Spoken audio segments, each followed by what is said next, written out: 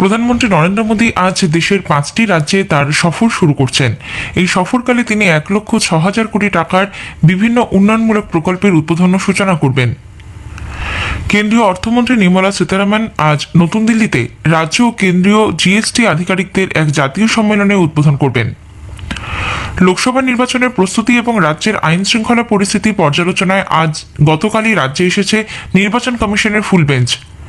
আগামী দুদিন একাধিক বৈঠক রয়েছে তাদের।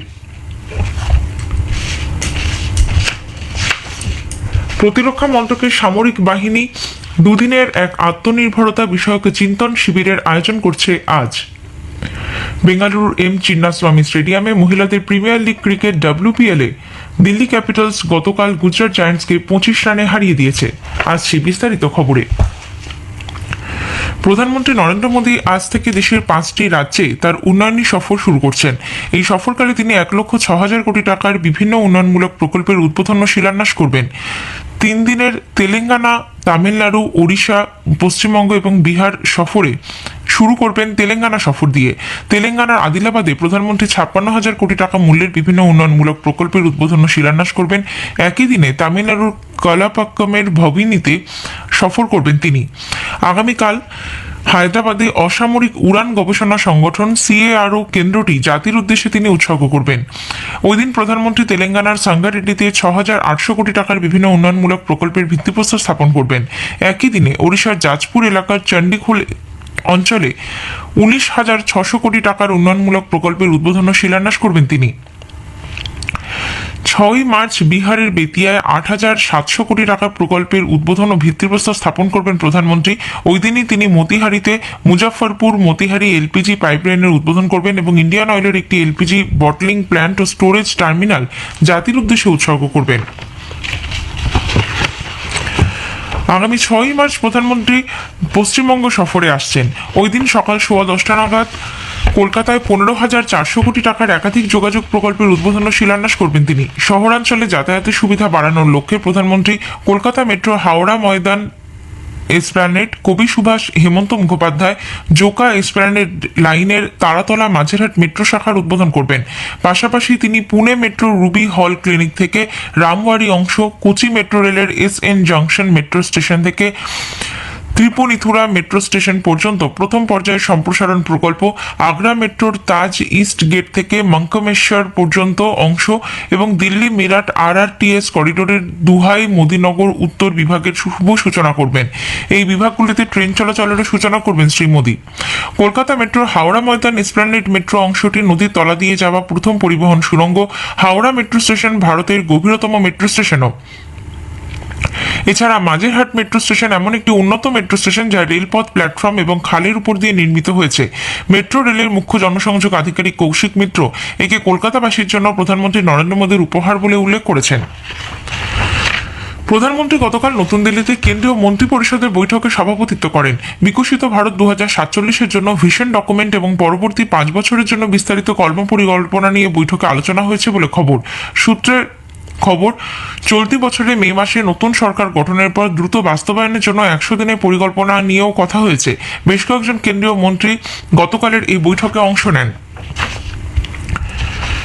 কেন্দ্রীয় অর্থমন্ত্রী নির্মলা সীতারামন আজ নতুন দিল্লিতে রাজ্য ও কেন্দ্রীয় জিএসটি আধিকারিকদের এক জাতীয় সম্মেলনের উদ্বোধন করবেন। একদিনের এই সম্মেলনে জিএসটি ফাঁকি, নকল ইনভয়েস দিয়ে জিএসটি প্রতারণার মতো চ্যালেঞ্জ মোকাবিলার ইতি কর্তব্য নিয়ে একটি সার্বিক আলোচনা হবে। এছাড়াও জিএসটি ক্ষেত্রে সৎভাবে কর প্রদানের বিভিন্ন উদাহরণও তুলে ধরা হবে। সমবেত উদ্যোগের মাধ্যমে সারা দেশের জিএসটি প্রশাসনকে শক্তিশালী করে তোলা, পারস্পরিক আদান প্রদান সহ কেন্দ্র ও রাজ্যের জিএসটি কর সংক্রান্ত নিয়মগুলি সঠিকভাবে রূপায়ণের জন্য দায়িত্বপ্রাপ্ত আধিকারিকদের মঞ্চ হিসেবে এই সম্মেলনে আলাপ আলোচনা হওয়ার কথা।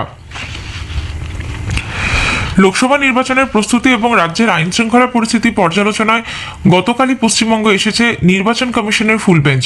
মুখ্য নির্বাচন কমিশনার রাজীব কুমার গতকাল রাত 10:30 নাগাদ কলকাতায় আসেন। আজ থেকেই দফায় দফায় বৈঠকে বসার কথা আধিকারিকদের।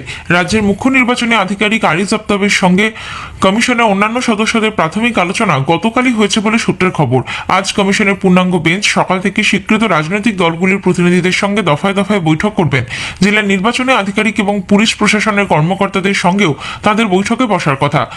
আগামীকাল আয়কর দপ্তর, পুলিশ সহ বিভিন্ন সংস্থা ছাড়াও রাজ্যের মুখ্য সচিব ও রাজ্য পুলিশের মহানির্দেশকের সঙ্গে বৈঠক করবেন কমিশনের সদস্যরা।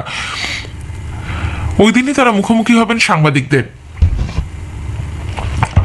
জনসাধারণকে তাদের লোকসভা কেন্দ্রের বিশদ তথ্য এবং সেই এলাকায় চালু থাকা বিভিন্ন কেন্দ্রীয় সরকারি প্রকল্প ও তাদের উন্নয়ন সম্পর্কে অবহিত করতে আকাশবাণী কলকাতার সংবাদ বিভাগ শুরু করেছে বিশেষ অনুষ্ঠান ভারত বিকাশ ডায়েরি।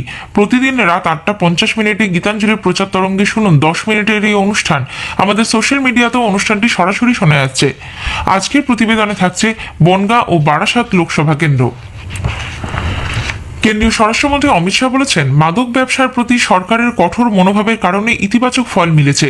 গত কয়েক বছরে যেমন বিপুল সংখ্যক মাদক বাজেয়াপ্ত হয়েছে, তেমনই গ্রেপ্তার হয়েছে বহু। একাধিক সোশ্যাল মিডিয়া পোস্টে কেন্দ্রীয় স্বরাষ্ট্রমন্ত্রী 3টি ভিডিও প্রকাশ করেছেন। রাজ্য সরকার এবং পুলিশ প্রশাসনের সঙ্গে সমন্বয়, সহযোগিতা এবং অংশীদারিত্বের মাধ্যমে মাদক বিরোধী দুর্ভেদ্য ব্যবস্থা গড়ে তোলা হয়েছে। স্বরাষ্ট্র মন্ত্রকের এক বিবৃতিতে জানানো হয়েছে, গত কয়েক বছরে মাদক বাজেয়াপ্ত করার হার প্রায় 100%। এ সংক্রান্ত মামলা বেড়েছে 152%। খবর শুনছেন আকাশবাণী থেকে। প্রতিরক্ষা মন্ত্রকের সামরিক বাহিনী বিভাগ আজ দুদিনের এক আত্মনির্ভরতা বিষয়ক চিন্তন শিবিরের আয়োজন করছে। Chief of defence staff general Anil Chauhan এই শিবিরে পৌরোহিত্য করবেন। প্রতিরক্ষা সচিব গিরিধর আরামানে এই বৈঠকে মূল ভাষণ দেবেন। প্রতিরক্ষা মন্ত্রক সূত্রে জানানো হয়েছে, সেনাবাহিনীতে বিভিন্ন ধরনের কাজের ক্ষেত্রে দেশীয় পদ্ধতি গ্রহণ এবং চ্যালেঞ্জ মোকাবিলায় ইতিকর্তব্য স্থির করা নিয়ে এতে আলোচনা হবে। সশস্ত্র বাহিনীর জন্য প্রয়োজনীয় যন্ত্রপাতি সংরক্ষণ, পরিবর্তন এবং মেরামতির কাজকে কিভাবে আরও সুদক্ষ করে তোলা যায় সে বিষয়েও আলোচনা হওয়ার কথা। সংখ্যালঘু বিষয়ক মন্ত্রী স্মৃতি ইরানি গতকাল নতুন দিল্লিতে 2024 হজ সংক্রান্ত নির্দেশিকা এবং হজ সুবিধা মোবাইল অ্যাপের সূচনা করেছেন। অনুষ্ঠানে মন্ত্রী বলেন, কোনো রকম জটিলতা ছাড়াই সহজভাবে এবং স্বাচ্ছন্দ্যের সঙ্গে যাতে হজ তীর্থযাত্রা সম্পন্ন হয়, এনডিএ সরকারের বিভিন্ন দপ্তর সে ব্যাপারে সুসংবদ্ধ প্রয়াস চালাচ্ছে। লেডি উইদাউট মেহরাম বিভাগে গত বছর 4000-এরও বেশি মহিলা সাফল্যের সঙ্গে হজযাত্রা সম্পন্ন করেছেন। মন্ত্রী জানান, হজ সুবিধা অ্যাপের মাধ্যমে তীর্থযাত্রীরা যে কোনো প্রয়োজনে আধিকারিকদের সঙ্গে যোগাযোগ করতে পারবেন। প্রয়োজনে নিকটবর্তী স্বাস্থ্যকেন্দ্রের ঠিকানাও পাওয়া যাবে এই অ্যাপের মাধ্যমে। ভারতীয় নৌবাহিনী আগামী বুধবার কোচির আইএনএস গরুড়ে বহু উদ্দেশ্য সাধক MH60R সিহক হেলিকপ্টারের ব্যবহার শুরু করবে। ভারতের প্রতিরক্ষা ক্ষেত্রে আধুনিকীকরণের পথে এটি হবে একটি গুরুত্বপূর্ণ পদক্ষেপ। 2020 সালের ফেব্রুয়ারি মাসে যে 24টি বিদেশি সামরিক বিমান সংক্রান্ত বিক্রয় চুক্তি হয়েছিল, এই হেলিকপ্টারগুলি তারই অঙ্গ। প্রতিরক্ষা মন্ত্রক সূত্রে জানানো হয়েছে, সিহক হেলিকপ্টারগুলি নৌবাহিনীতে অন্তর্ভুক্তির ফলে ভারতীয় নৌসেনার সামুদ্রিক কাজকর্মের ক্ষেত্রে গতি আসবে। বিশ্বের শীর্ষ তেল উৎপাদনকারী সংগঠন ওপেক তেলের উৎপাদন প্রতিদিন 2.2 মিলিয়ন ব্যারেল কমানোর সিদ্ধান্ত নিয়েছে।